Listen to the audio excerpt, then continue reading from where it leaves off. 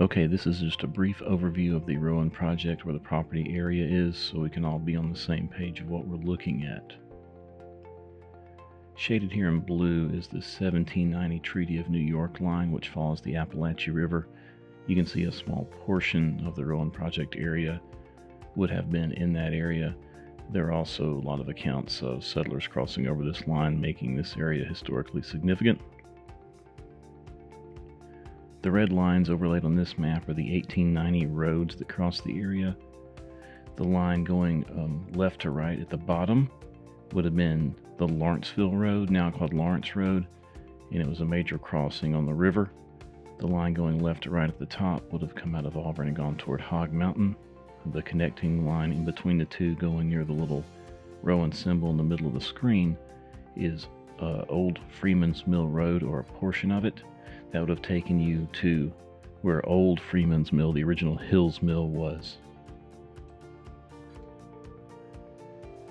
In this image, the blue represents the Apalachee River and the streams that connect to it, and the green is what's notated as a wetland from the United States Geological Survey, as they've got it outlined on their topo maps.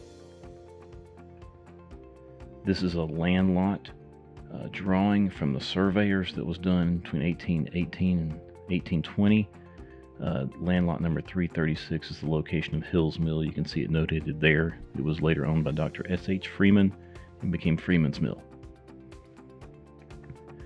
This is from the University of Georgia. These are the United States Department of Agriculture overhead slides, where they did surveys of farms in the area. The orange circle shows you where Hills Mill or Freeman's Mill would have been.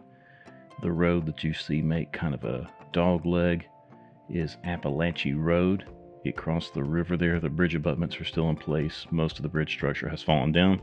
The yellow line going straight up to where the railroad tracks are would have been where the original Apalachee Road went up and crossed the railroad tracks. This is from an 1883 trial transcript. It shows us where a location of a possible graveyard and cemetery were, somewhere in the vicinity of Hills Mill, the Apalachee River. Notated in the actual trial transcript, it talks about going by the old graveyard and coming off the big road, which would have been the Lawrenceville Road, and going down by Sun Hill, which is Scion Hills, and Sam Lindsay's. That would have taken you into the area, so we know there is a graveyard in this region. This is a 1964 topographical map of the United States Geological Survey. It's actually on the border of the Auburn quadrant and the Bold Springs quadrant, so you can kind of see as it scrolls along how the two different pieces fit together.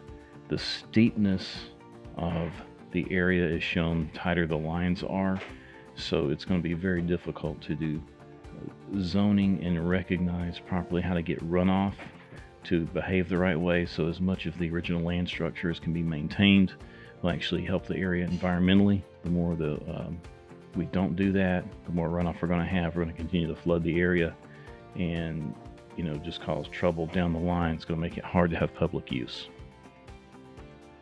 This is the Gwinnett County picture. I think that will be hard to maintain once we do a lot of development and dirt moving in the area. This is from 1896. It's the first topographical map of the area. It's from the Monroe quadrant. The line you see there in the middle, the dark line that crosses the Blue River, that's the Lawrence Road. Now, it was the Lawrenceville Road.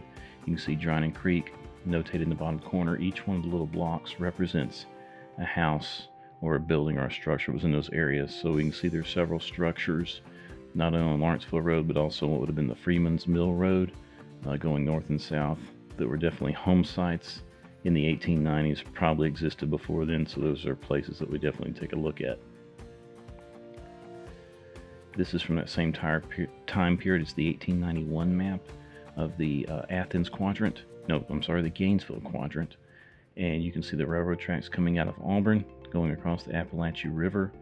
You'll notice that the Apalachee Road kind of comes down and heads up, just disappears off the edge of the quadrant. There's the Hill Shop Road, or Hog Mountain Road, that comes out of Auburn and goes to the top of the screen. And what's interesting is this is before US 29 or Highway 8 is constructed, so there is no road that parallels the railroad track at this time.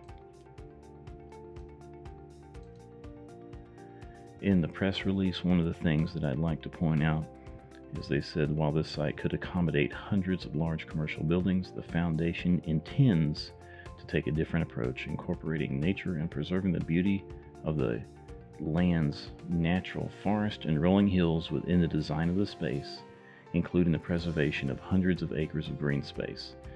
There's no doubt that they'll preserve the wetlands because they'll be federally protected. We'd like to see that continued up the steep hills, and we'd like to see that expanded into the historical areas, which could include home places, the old mill site, which is it's from colonial times, and also the cemeteries that we know are in the area. So if you can think of anything, feel free to reach out. Info's on here. Thank you very much.